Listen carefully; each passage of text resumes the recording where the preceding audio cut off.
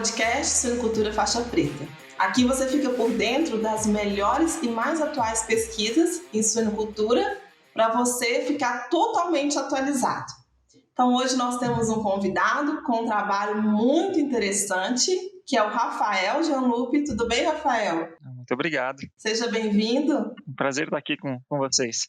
O prazer é todo nosso, Rafael. Por favor, se apresente para o pessoal. Conta um pouquinho sua trajetória. Bom, meu nome é Rafael Janlupe, né? Eu sou médico veterinário formado por Santa Maria, né? Depois eu ingressei na URGS para fazer o meu mestrado na parte de nutrição de não ruminantes. Depois do mestrado eu ingressei no doutorado ali no setor de suínos, né? Trabalhando com a parte de reprodução, que foi onde a gente desenvolveu esse trabalho que a gente vai dar uma conversada hoje. E agora, depois que eu terminei o doutorado, eu me juntei numa agroindústria, onde eu trabalho até hoje. Muito bom, muita experiência também.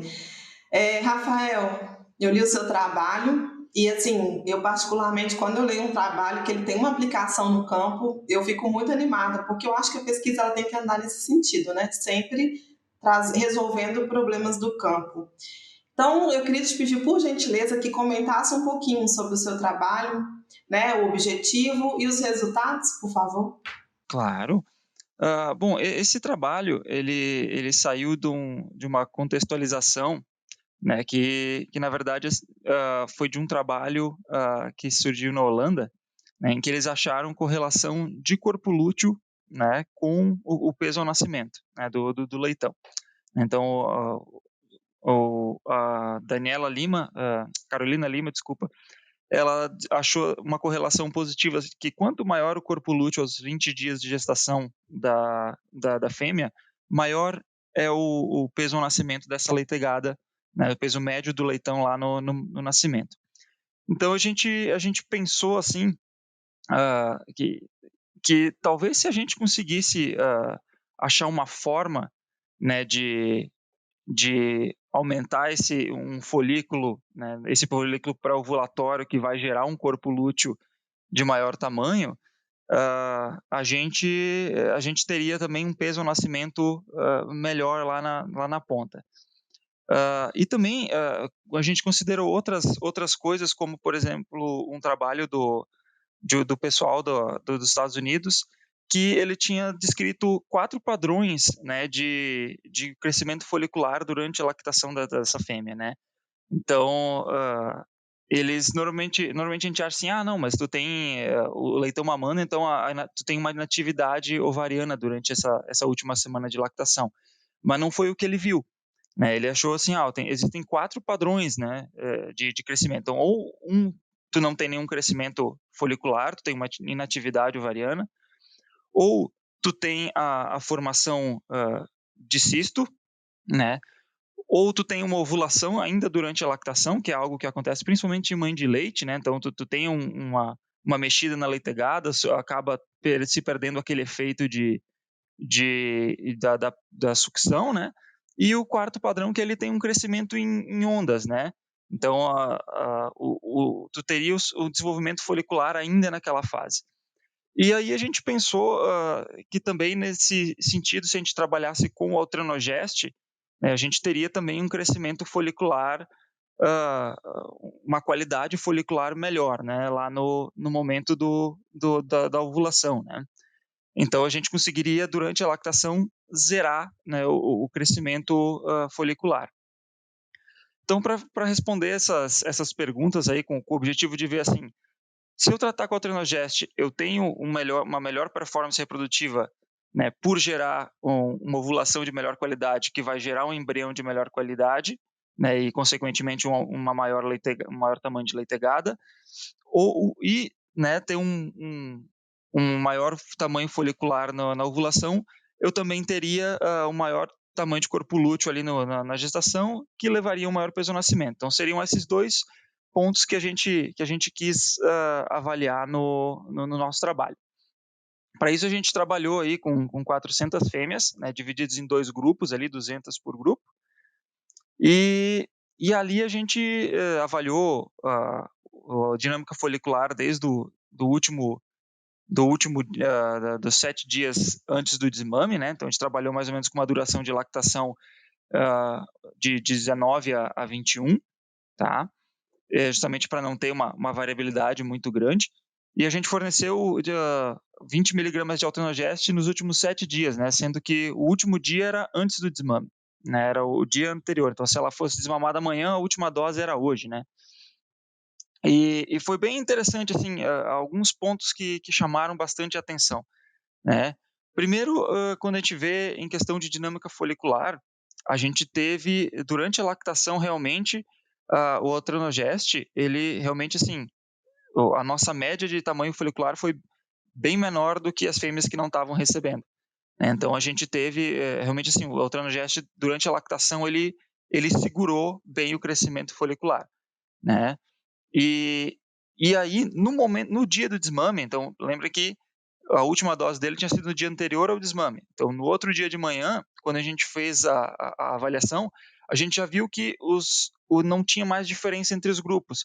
Ou seja, o grupo Altranogest, por mais que ele tivesse menor enquanto estivesse recebendo tratamento, ali no dia do desmame ele já conseguiu emparelhar, né?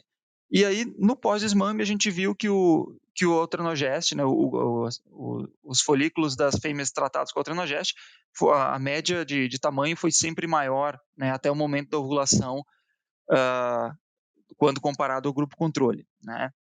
Então, uma das nossas hipóteses estava certa, que era assim, ó, a gente tratando com Altranogest, a gente vai conseguir ter um folículo maior no momento da ovulação, e que a gente espera que isso se traduza numa melhor qualidade de, de, de ócitos, né? Então, que lá na frente vai ter um melhor embrião, né?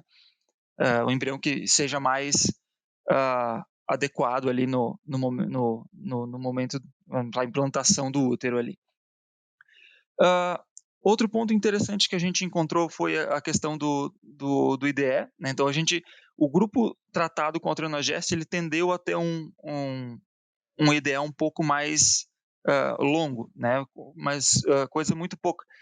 Mas o que a gente viu é que, assim, fêmeas tratadas com Altranogest, tu tem um percentual muito, muito pequeno, né, que entram em cio no segundo ou terceiro dia e até no quarto dia pós-desmame. Então, a grande maioria entra em cio no quinto dia. Então, assim, a gente teve uma concentração, né, das fêmeas entrando em cio em um dia só, né? Então, a gente evita que que tenham fêmeas que vão entrando ao longo dessa primeira semana, né?